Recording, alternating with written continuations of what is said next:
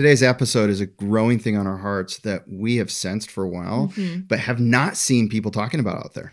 You guys, we are talking about direct influences that are in your kids' lives, whether that be a coach, teacher, youth pastor, Sunday school teacher, tutor, family, friends, all the people. And so we're talking about some really important initiatives for parents to step up, courageous parent challenges, if you will, actually.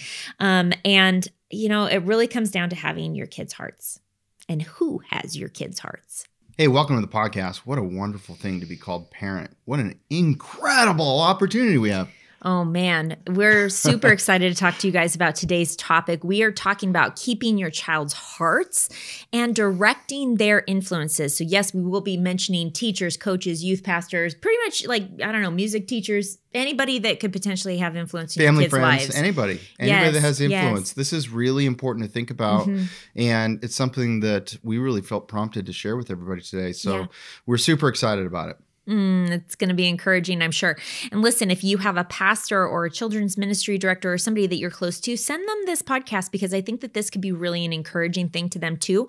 This concept of partnering with other people who are biblically minded versus there being different authorities in a kid's life and how that could be confusing to them, right? Yeah, because there can be influences in your children's lives that are very additive, very helpful, very productive and good. But we want to make sure that those influences have a right orientation of how important you are in your children's lives as parents. And that is really what this is about, because I think you'll agree, it's far easier to trust somebody having influence on our children, whether it's a coach or whoever it is, if they understand that you are the most important influence in your children's lives and you care and you want them to turn your children back to you in relationship if they ever talk to them about anything. That's right. Okay, so wait, before we dive into all this, we have an exciting announcement for the Be Courageous app. And you guys, this is huge. Okay. Because I think that I've been loving being in the Be Courageous app, especially recently now that I have a better upgraded phone that will work. Yeah. I'm excited to be able to post more often and be in there with you guys a lot. And it's been exciting to see how people have been engaging and communicating with one another. It's really cool, the community that is built there. But we have an awesome opportunity. Isaac, you want to share? Absolutely. We've just decided it's so important that everybody gets the chance to see what the app is, to be in the community without being charged first, right? To have an opportunity for a week just to try it out and, engage with people or engage with nobody, but go get the marriage series, go get the Redeeming Childbirth series, the kids podcast, all other resources that are in there, the lives, the Q&As we've done by topic you can look at. We wanted people to be able to experience that and decide for themselves, is this something that's worth investing a very small amount of money in on a monthly basis? And of course, you always have the opportunity to cancel. So now you can download it in Google Play, your Google Store, your Apple Store, and get it completely free for 7 days. Which is exciting because then people can actually take advantage of the exclusive content that we have really poured ourselves into creating. Like, for example, the Redeeming Childbirth. I don't know how many times I've been asked, do you have an audiobook? Do you have an audiobook? Well, we have something better now. We have a video book with Q&A, and there's 22 sessions where it's an hour each, where we go through 1 to 2 chapters of that book in order, chronological order. So that was super exciting. But people can try it out for a week and then they can decide if they want to stay. So go download it specifically now, because when you're listening to this episode, we also launched the podcast Q&A in the app where you can write your question and we'll get in there and answer it. Also, extra footage. Right when we finish shooting this episode, there's always some thoughts. There's always things we wish we would have said, things like that, or extra discussion points that we think are helpful. We're getting feedback that extra 10 minutes is super valuable, and you can listen to that only in the app too if you want, right where we're doing the discussion. That's right. So there's a lot in there, and it's super fun. Come join us. Come join us. And of course, all resources are becourageousministry.org. We so appreciate your prayers, sharing on social media that helps the 10 Million Legacies movement and all of the above. But let's dive into this episode. Okay. We have 3 points for you. Do you want to cover them? Okay. We are going to talk about the God-given parental authority. We're going to talk about partnering influences that can be positive and healthy. We may even talk about some warning signs on things that are not healthy. And then teaching your kids. The third point is teaching your kids that relationships are a two-way street. And this is really an important intentional parenting topic, really. So let's just dive in. Yeah. Really what we are doing today, we want to encourage you guys and call parents up.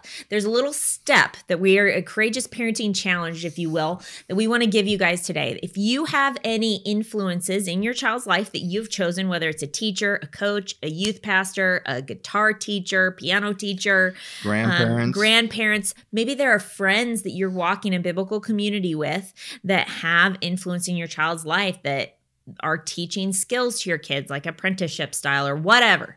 Okay. Babysitters, they're also influential. We have the Courageous Parenting Challenge is that you would have a conversation with those people that you've chosen to have influence in your child's life and say, hey, I just appreciate you. And I wanted to have a little chat to encourage you so that we can be partnering better as I am raising my child, and to know that I am being intentional. I just want you to know I'm being intentional in trying to biblically parent my child. So if they have any questions and things like that, would you please help me out by pointing them towards me? That's it. That's the conversation that you have. You appreciate them, and then you challenge them to be on your team. That's awesome. And what's not on your team is if they start having kind of a relationship where your child is telling them things that your child is not telling you, and they have that kind of thing going, and that is not healthy. We'll talk about that in a little bit, but let's dive into the very first thing. So the God-given parental authority. This is something that's getting challenged even at a state level. Yeah. And we've seen that with certain laws that have been in the works and even being passed in places like California. There's a real challenge for parents to feel like they have the authority that God has given them. And so we just wanted to remind you of some of the scriptures that point out what your parental authority is and remind you that no law given by a government can take away a God-given authority. And so the first one we want to share with you is real simple. It's in the 10 Commandments. It's Exodus 20, verse 12, actually, which I'm sure that you guys, have memorized. But it says, honor your father and mother that your days may be long in the land that the Lord your God is giving you. I mean, do you want your kids to have a long life? Yeah. Oh, I want my kids to have a long life, to have a healthy life, to experience God's prosperity in their life, for them to work hard. I want them to grow in Him. But I also know that we live in a fallen world, right? And hardships will come. But if they know this scripture, honor your mother and father that you may have a long life that the Lord thy God has given you, that's a blessing that we should be teaching our children. And that shows that God is saying, children, listen, honor. What would it look like for you to be honored? Let me just ask you that question. If you're a parent, what would it look like for you to feel like your children are honoring you? And we need, as parents, we say this all the time, we need to make it easy for our kids to want to respect us, to want to honor us. But at the same time, we're human. Right? And we're not perfect. So. Right here in Ephesians 6, it says, children, obey your parents in the Lord, for this is right. Honor your father and mother. This is the first commandment with a promise, that it may go well with you and that you may live long in the land. We got to tell them the why. Don't just say the first part of the scripture to your kids, but tell them that second part, because don't your children want to know why? I mean, God knows that all of his children want to know why, right? So there's the why. Then it may go well with you and that you may live long in the land. And then verse 4 says, fathers, do not provoke your children to anger, but bring them up in the discipline and instruction of the Lord. Which definitely tells parents what not to do, but also what to do. Yeah. Right? That right there is God telling parents, make sure that you are disciplining your children and you're bringing them up in the instruction of the Lord. And so that is like an authority that God has given parents. Exasperating. Right? Not provoking them to anger, right? And so if you guys want more on those, that's like a That's a soapbox in and of itself. That's a whole teaching, which we actually did a whole podcast on ways that parents provoke their children. Go look that one up. I believe it was in the previous season. Really good podcast episode on that if that's something you struggle with. Absolutely. Here are a couple other additional verses that really point to the authority, if you will, that God has given parents. He's speaking to anyone who is a child here in a sense. If you read through Proverbs, you're going to see it everywhere, starting in Proverbs chapter 1 even, verse 8 and 9, which says, "Hear, my son, your father's instruction, and forsake not your mother's teaching, for they are a graceful garland for your head and a pennant around your neck." So obviously there's going to be instruction coming from a father. There's going to be teaching coming from a mother, and those things should not be forsaken. They should not be ignored. Instead, God's saying, hey, listen up, pay attention, right? And so obviously if this is what God is telling a son to pay attention to the parents, then that means the parents need to follow through and actually do teaching. And so what are we seeing in culture right now? We're seeing a draw towards the state should have the most influence over children, the government, right? We're also seeing, sometimes people who are in positions where they influence a lot of children in groups and so forth, they can start to have a feeling that there aren't that many intentional parents out there, that they really do need to invest and so forth. And that is a good thing. But when you go and tell them you are an intentional parent and you want them to point them back to you, that says something that's differentiating and good knowledge for them, that you're not like some other parents that may be completely not involved and drop off, don't want to know, and just not investing in their children, and that kind of thing. So that's really important, because the way we see things going is just worse in that direction, which is parents not really understanding their God-authorized responsibility, and then other people understanding that parents aren't taking that intentionality seriously in the masses, even though you are. And so it's really important that we understand that and we communicate that to other people that have influence so that we can be partnering with them. It's also interesting is that right now what you see is, well, I think that in all generations, there's been somewhat a struggle of rebellion from children to parents. You see it especially, in really in situations where kids don't respect their parents, right? But you also see it in family settings where parents are not intentional with their kids or not involved, or there's a lack of relationship there, right? And the thing that I think is the most important as a parent, if you have little kids, I would encourage you to read over the verses that we are going over with you right now to your kids, to do a study on them. Like, did you know that God has given mommy this authority? Wow, this is such a big responsibility and I love it, but I want you to know. And one day, God willing, you will also be a parent, and then it will be your responsibility to raise your children and to teach your children. It's important that we teach our kids these things. And I think if we do, there's going to be less pushback when we're doing the teaching, because that pushback is human nature. Right? And so I just want to share one more verse with you guys so that you are equipped with at least 4 verses here. So we went over Exodus 20:12, which is huge. We talked about Ephesians 6:4 and 5. Another one was Proverbs 1:8-9. And now I'm going to read to you from Proverbs chapter 23, verse 22 to 25. It says, "Listen to your father who gave you life." That is literal. Okay. Listen to your father who gave you life, and do not despise your mother when she is old. Wow. That is huge, right? Because how many of you guys potentially think, like if you have an older mother, now, unless your mom was in her late years when she gave birth to you, like Sarah and Abraham, the majority of you guys, your moms gave birth to you when they were in their 20s and 30s, maybe in their 40s. And so they're not technically old until they're like in their 70s, right? And so if you're not despising your mother when she's old, that means that when you're in your 40s and 50s, you're not despising your mother. This is a huge message for all of us, even myself, right? Listen to your father who gave you life. That's not saying just when you're a kid living at home. Listen to your father who gave you life, and do not despise your mother when she is old. So that means that in your 40s, you should be listening and not despising your mother, right? Buy truth, like purchase it. and do not sell it. Buy wisdom and instruction and understanding. Where do you get wisdom from? Like usually wisdom comes from like talking to people who are older, who've lived life, who've gone before you, have hindsight, right? So it's saying go and get it. Buy it. I even think of like, there are people who pay for like coaching fees, right? Like they purchase wisdom and understanding objectively. The father of the righteous will greatly rejoice. He who fathers a wise son will be glad in him.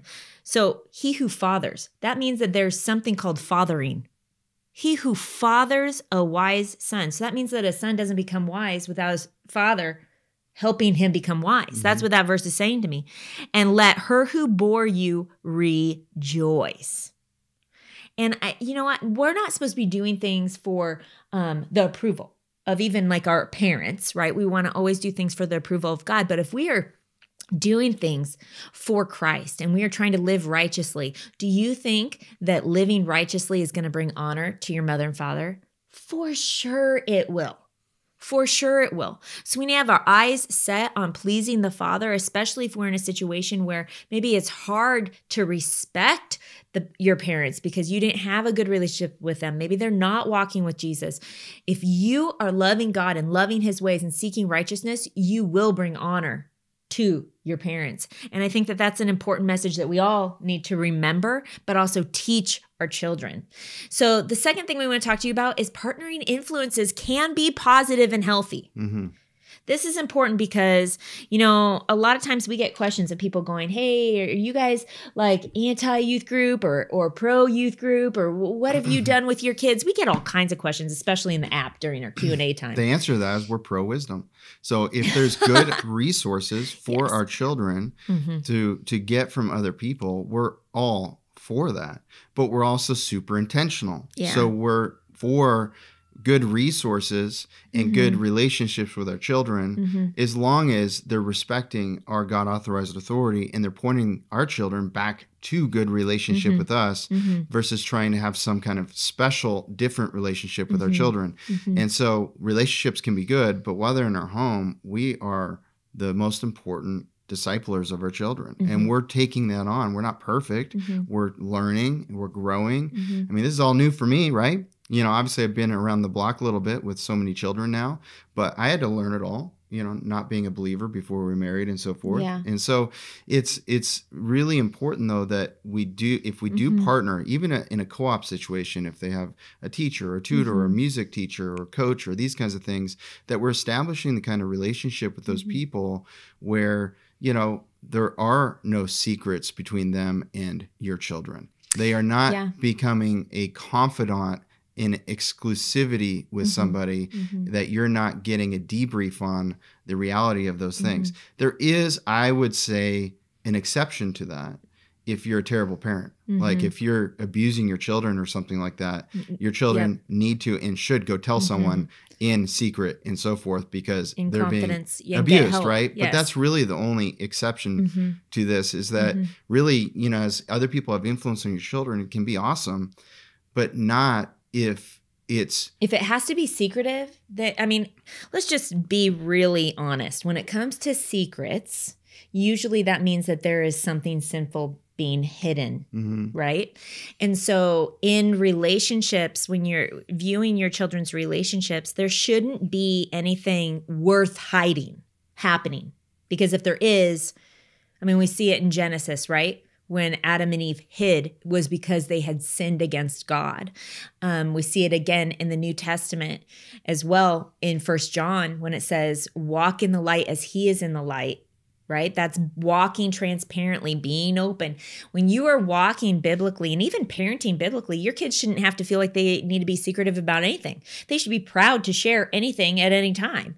But when they're in relationships with other people, if those other people try to make exclusive relationships that then become secretive, or they're having conversations that maybe are even inappropriate, like asking about crushes and getting intel or information from your child, and then they're not pointing them back towards the biblical way, they're not pointing them towards God, and then they're not pointing them towards you, then you need to interject and need to lead that influencer. And if they're not leadable, then you need to lead your child away from that relationship. And so, because the reality is you don't necessarily know intentions of people. You don't know where it could go down the road. And as parents, one of the things that we are called to do is to protect our children and to help them to make wise decisions, because they haven't been around for very long. They don't have wisdom yet. They get wisdom from their parents specifically, teaching them God's ways and being able to use discernment. And this is something that takes real intentionality in knowing your kids and knowing your kids' relationships. Yeah, that's a lot of work. Absolutely. Right? And so if somebody is doing some kind of role where they're educating children and, discipling children and so forth, that can be a good additive thing to what parents are doing. And in some cases, it's essential because parents aren't doing anything. And I can see an opportunity where that is really essential for kids that are hurting. Maybe they have no Christian influences and things like that. And absolutely, that's really important. Massive ministry. But I think that what's really important in the hearts and minds of these influences, people who are influencing, is to what is your goal? Your goal, number one goal, as Angie said, to point them to God. But your other most important goal is point them to their parents, back to their parents, not to themselves. Thyself, right? Yeah. So it's really important that there's a mindset of that. And when there's a mindset of that, then there can be this beautiful partnering between that leader that's doing additive influence and the parents who are trying to influence at home. And there can be intel that comes back from that leader to the parents, encouragement that comes back from that leader to the parents if the children share something, and the parents know what to do. Because let's face it, parents have the most influence on the children. They're with their children the most out of anybody. They are living together. It was the way God designed it. And so that leader over here should want that to be going well or to improve, and therefore pointing a deeper relationship with their parents and helping to cultivate that should be the number 2 goal. Oh, it should be. I mean, the older you get, the more you realize that in relationships, people come and go throughout your life. They just do. I'm not in contact with the youth pastors or music teachers that I had as a kid. I'm just going to be honest. And most adults would say the same thing. I don't even know anyone who's like necessarily in deep community or friendship with someone that was a previous teacher of theirs or a youth pastor. And so knowing that truth, that reality of life, but who is in their life forever? Their family. Their family's in their life forever. And that was a God-ordained thing, that God chose those parents for that child. So it takes a sense of humility for the leader, for the influencer to go, God placed me into this kid's life for a short season. That's reality. And not getting so emotionally attached, which can be incredibly difficult. I know personally from like doing social work and youth pastor work when I was younger, it was emotionally taxing for me. And that's part of why I had to walk away from it, because I wasn't wired to do that. And for people to understand, like, God placed me here for a reason. But how can I build this child up in the Lord and help them to build relationships, better relationships with the people who are going to be in their life forever?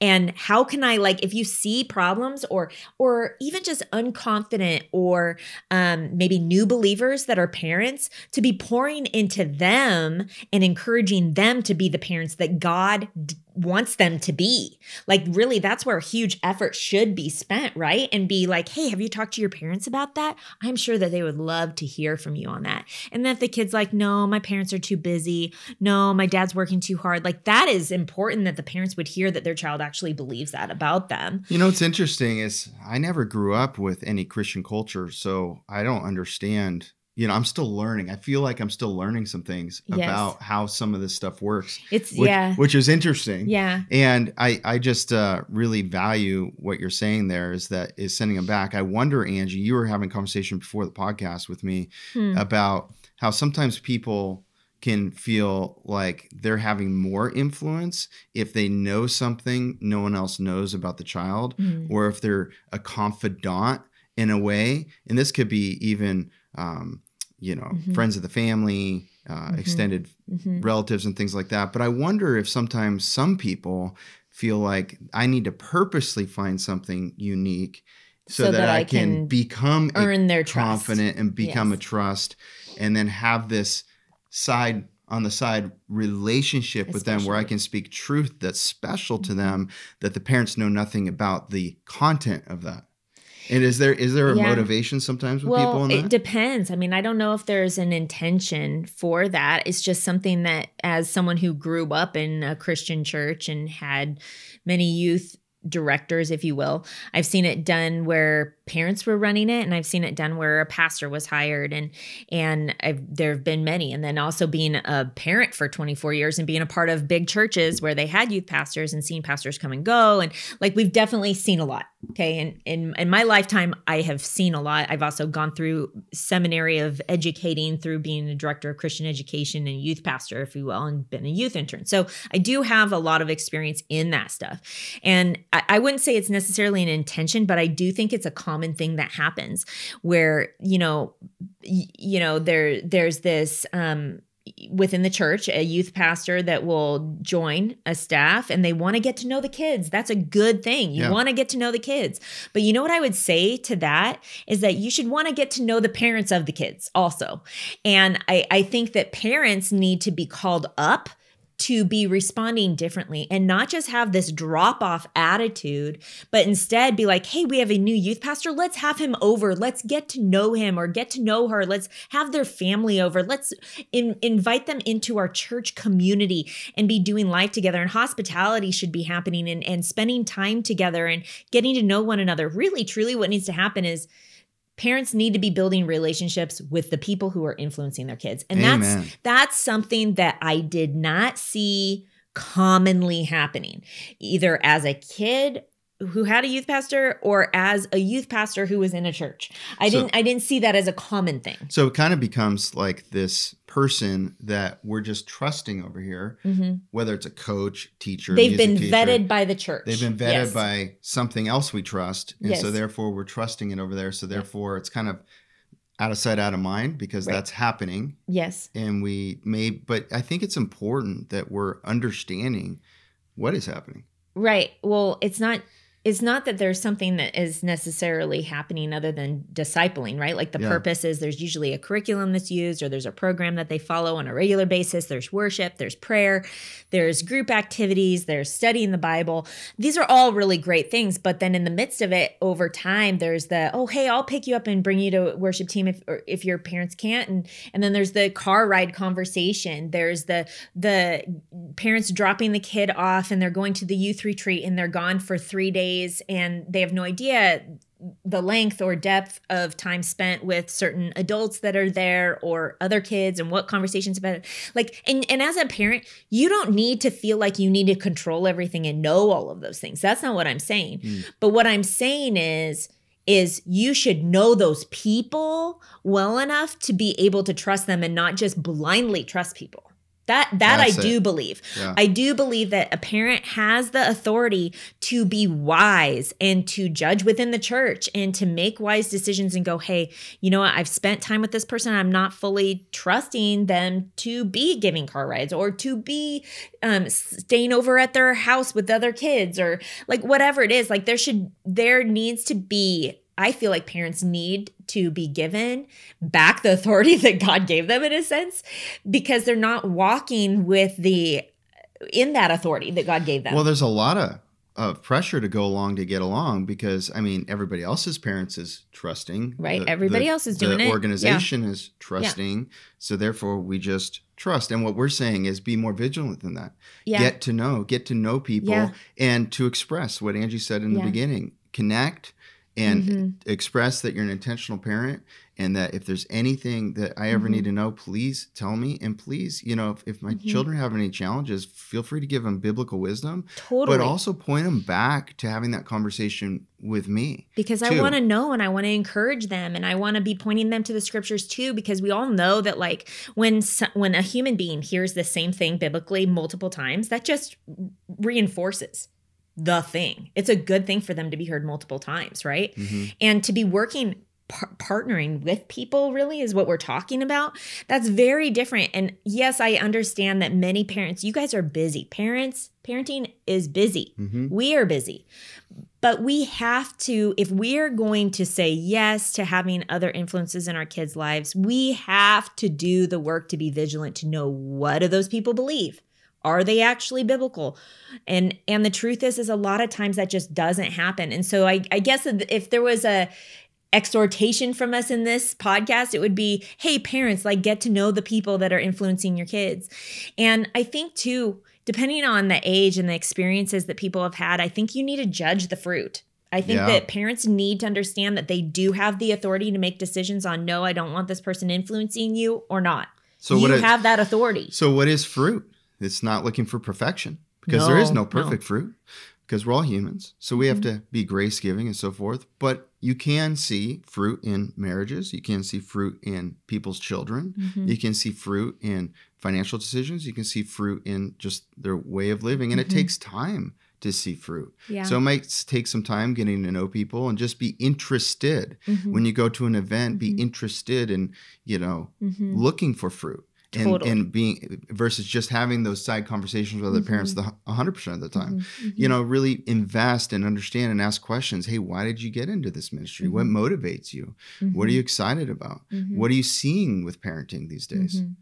Oh, totally. And partnering with them. And like, I think that one of the things that's huge for me when I think about this concept of pointing kids towards going back to their parents, that was never anything I was ever taught in all the years that I did children's ministry stuff, whether it was teaching Sunday school or youth intern or even school. There was never, it was always, you pick the curriculum, or you do the curriculum that's picked for you if you're going to a larger church. And it was on mission for the Great Commission, which was discipling children. And that's really beautiful. But there is another agenda that we should be having if we're doing those roles, which is to be helping children to understand that they need to honor their mother and father, and that that relationships are a two-way street, right? Which is our next topic, is our final little point here in today's podcast. Kids, a lot of times, if they're having feelings where like maybe their parents are busy or don't have time for them, or they feel like their parents don't know them. Have you ever heard these things before? I know that I have heard these things before. Well, my parents don't really know me. And that just makes me sad. But just leaving it there as something that kid shared with you isn't quite enough. Instead, you need to challenge that child to actually go to the parents. You need to say, hey, you know what? I think your parents would really love to hear this. Because wouldn't you want someone to tell your child that? If your child went to someone else and said, yeah, my mom and dad are just too busy for me, or they don't really know me, like, you would want to know. And so we need to love our neighbor as ourselves and treat the parents of the kids that we are coaching or teaching or discipling the way we would want to be treated as a parent. And that's just the second greatest commandment, just put to work within that specific job and ministry, right? Loving one another as we would want to be treated. And this changes everything, because what you're doing is teaching that child, like, I know your parents love you, because every parent loves their kids. That's just like a God-given innate thing. Like, every parent has a love for their child. And if your parents knew this, I know that that would break their heart, that they would just really want to love you. So I really want to encourage you to do that. And hey, is it okay if I come back and I ask you next week, or if I ask you when I see you at church on Sunday, if you've had that conversation? Because I really think this is important. That could open up a whole new level of authenticity in their relationship with their parents. And that authenticity and comfortability in talking to their parents can be so important. Sometimes we don't even realize it as parents, but we can create a little bit of fear in talking to us and not even realize it. And so or it's just even distance, where your kids don't feel like they have the closeness to share the things that are on their heart, or the closeness of time to where they feel like you have the time to listen. Right? Well, and the fear of disappointment, I should have said the full sentence, was just they want to please their parents, right? Yeah. And so I think we need to be really proactive to go into some practical steps on this point, which is we need to be proactive to cultivate that open, and deepening relationship with each of our children. And to do that, you have to spend some quantity time. You've heard us say that, but reminders are good. So that quantity time, not just the quality. You have to spend enough time to where you can catch the moments. And sometimes the comfortability to share something with you only comes after the second hour. Yeah. And so it's really important to ask some deeper questions too. And when they share a little bit more, when they let you into their heart a little bit more, that they feel like their heart is protected. Yeah. They feel by your response, you're building trust, not the opposite of that, by interrupting them, being harsh, or just immediately correcting them. I think if you're getting into these tender moments of relationship building with your children, you need to really pause and listen and tell me more is something versus tell them something. So I think that is the number one thing I could say is if you're wanting to nurture and cultivate a deeper relationship with your children, listen long, spend the time, ask questions, and then respond well. So it's the kind of response that would make them want to tell you even more and be confident in communicating with you about everything. You know, another thing that comes to my mind too that is about relationship and partnering with other people, it's kind of like backwards going point 3 to point 2, is that if you do have a close relationship with your child and they're struggling with something spiritually, or maybe they're struggling with doubt, but your child's like on worship team for the youth group, or they're already teaching or helping in a Sunday school classroom, like it would be good for you as a parent to exercise your authority and challenge your child to step back from that while they're dealing with their doubts or their struggles with the Lord, and to really spend the time that they would be spending in that ministry in seeking God and seeking his relationship. Because there's been a lot of times over the years where I have seen people leading worship or whatnot, and then within like a year or two, that teenager has chosen to walk away from the faith, or they're not living in righteousness and they're walking wayward, and them falling, if you will, or walking away is an influence on the people that they were leading. That's just the reality. And so as a parent, like if you are aware that your child is going through something, that they're struggling, but they've been plugged in and they're serving in a position where they are a role model or leader to other kids, you need to talk to your child. And if they don't make that decision and they don't obey that, then you need to go to those leaders and take another step. And they should be on a sabbatical, if you will, because that is huge. When I search the scriptures, I see scriptures like we went over with you guys that talk about children honoring their parents, listening to their instruction and teaching. I see scriptures that challenge parents, like in Deuteronomy chapter 6, that says, teach everything I have commanded you to your children while you sit, while you walk, while you stand, while you lie. Like that is what God has called parents to do. There is a very clear calling on parents to be teachers, right? I don't see the job description of coach, of and what I mean is, like, obviously there's soccer coaches, there's basketball coaches, there's coaches, they're not bad, but in the Bible you don't see like listen to your coach's instruction. You don't see that. You don't see, honor your youth pastor. No, what you do see is honor your mother and father, and you see scriptures in 1 Timothy that talk about submission to spiritual authority, meaning elders within your church. And so there is a very clear command for all believers, young and old, that there are certain spiritual authorities that are placed in our life for good reasons, for spiritual development, for accountability, for discipleship. And so we need to be aware that like these other things that we're talking about, teachers, coaches, lesson facilitators, tutors, youth pastors, these things, Sunday school teachers, they can be good and additive, but there isn't actually a spiritual description for their jobs within the Bible that are commanding kids to listen to them. But there are really clear, distinctive scriptures that command parents' authority. So those who are in those positions should be submitting to what scripture says and pointing kids to be in submission and in reverence towards their parents and the elders of the church. So it's like this beautiful circle. The parents obviously are pointing to these people for them to listen and learn from them. So that's obeying their parents and doing that. Right. So in that way, obeying God. And then those people should be pointing them back to stronger relationship with the parents. Right. It should be this beautiful circle with God, and we're all, pointing our kids to God. Yeah. And obviously, like in this conversation, the majority of our conversation, with the one exception that Isaac said, right, where you've got parents who are not walking with the Lord or they're in massive sin, like obviously our conversation about pointing kids towards, well, what do your parents say? What do your parents want you to do? Like there is an element there that we're making an assumption that people who are listening to the podcast have their Christian parents. They're walking biblically. They're wanting to be intentional in their parenting. Yeah. And I do know from personal experience, and obviously we live in a fallen world, that there are many situations where kids could be raised in a quote unquote nominal Christian home where parents are not discipling their kids. They're not having, they're like parents out there that maybe aren't even reading the Bible themselves and have a personal relationship with Jesus. So how can they disciple their child in that, right? Like this is a reality.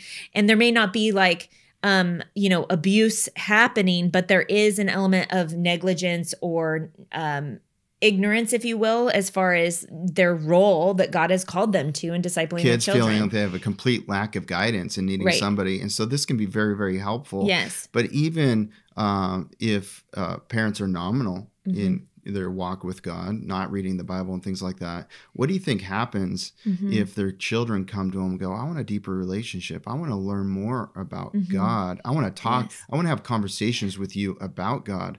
What do you think is going to happen if children do that to their parents? Parents all of a sudden feel this enormous positive importance in their role. It's really cool. And they rise up. I think sometimes that there's so many opportunities to delegate things in this world. We delegate, food being delivered. Like there's DoorDash, right? It's something I've never used because I live in the country, but I've heard about it, right? And these kinds of things. There's we can delegate for efficiency and ease of lots of things. They're not bad. But I think that sometimes we don't even realize it, and we've over delegated our most important things. Our missions in life. Our missions like in raising life, our children. which is raising our children. Yeah. And you kind of think, well, it's hard enough just to provide, and I'm tired, and it's hard enough just to keep the home together, and these kinds of things. And you know what? It is hard. It is hard. But hard doesn't mean we don't rise up and do what's most important. What's most important is equipping and building relationship and loving well and pointing our children to God. And we don't have to be experts of the Bible to do that.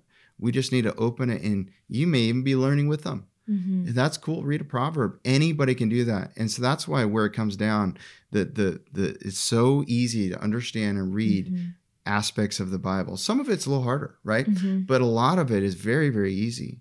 Simple. And so in simple Proverbs, so much wisdom right there and so many great discussion points that can happen. The book of James is very straightforward and easy to understand. The Gospels. Psalms are very beautiful and easy to understand, words that are easy.